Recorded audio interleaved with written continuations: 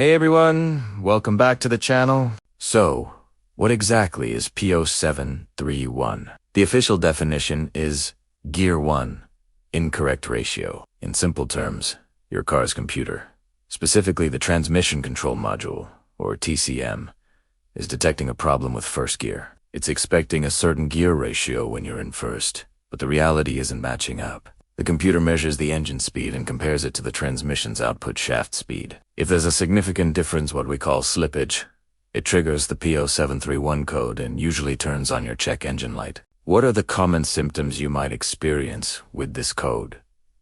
The most obvious one is the check engine light, but you'll likely notice performance issues too. Your vehicle might feel like it has no power when taking off from a stop. It might even start in second or third gear, which is a safety feature called limp mode or failsafe mode. This is the transmission's way of protecting itself from further damage. You could also experience harsh or delayed shifting, especially when moving into or out of first gear. In some cases, your fuel economy might take a nosedive because the engine is working harder than it should. Now for the big question. What causes P0731? The number one culprit is low or dirty transmission fluid. Transmission fluid is the lifeblood of your automatic transmission. It cools, lubricates, and provides the hydraulic pressure needed to shift gears. If the fluid level is low, or if it's old and contaminated with debris, it can't do its job properly, leading to slippage in this code. Another common cause is a faulty shift solenoid. Shift solenoids are little electronic valves that control the flow of fluid to engage different gears. If the solenoid responsible for first gear is stuck open, stuck closed, or electronically malfunctioning, you'll get this incorrect ratio code. We also have to consider internal mechanical problems. This is the more serious and, unfortunately, more expensive side of things. It could be a worn-out clutch pack for first gear, a damaged torque converter, or even issues with the transmission's internal hydraulic pump. These components can wear down over time, especially in high-mileage vehicles, leading to the internal slippage that triggers P0731. So, how do you diagnose and fix it? The very first step is to check your transmission fluid. With the engine warm and running, and the car in park or neutral depending on your vehicle's manual, pull the transmission dipset.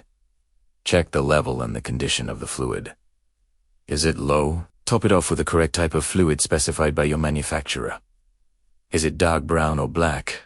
And does it smell burnt? That's a sign of internal wear, and ULL need a fluid and filter change at the very least. Sometimes, just correcting the fluid level can solve the problem. If the fluid is fine, the next step is to scan the vehicle for other related codes. Sometimes P0731 will be accompanied by codes for specific solenoids, which can point you in the right direction.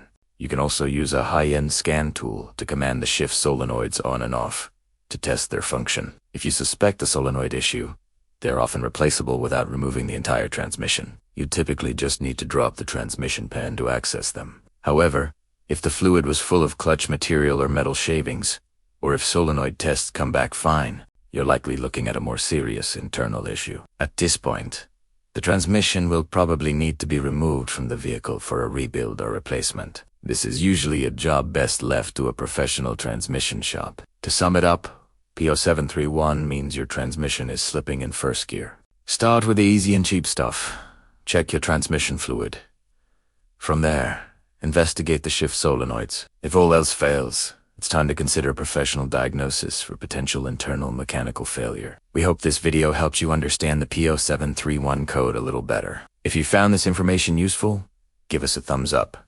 And don't forget to subscribe for more car repair guides. Got a question? Drop it in the comments below. Thanks for watching, and we'll see you in the next one.